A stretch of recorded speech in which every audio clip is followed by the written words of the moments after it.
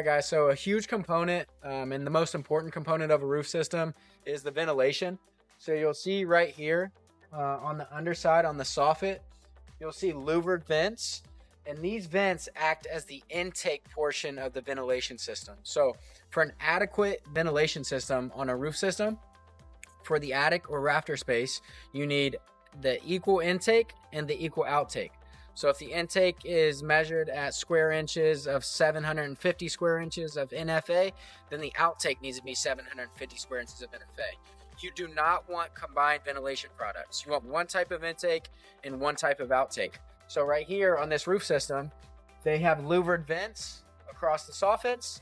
Each of these louvered vents is a 16 by 8 master flow vent with about 60 NFA per vent.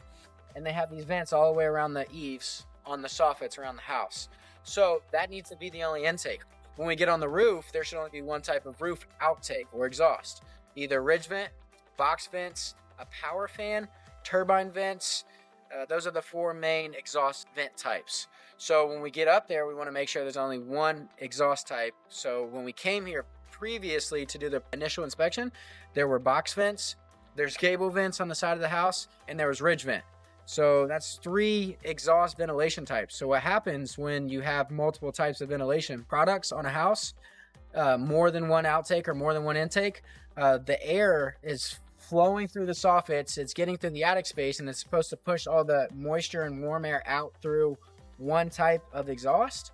So we perform an NFVA ventilation calculation to make sure that we have equal intake and equal outtake for the roof system or rafter space to make sure the house is properly ventilated.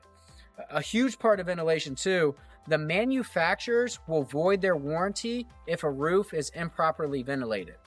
And if the NFVA calculation is not being performed, most likely 95% of the time, the roof is unwarranted because the ventilation calculation was never performed and the intake and outtake is not equal.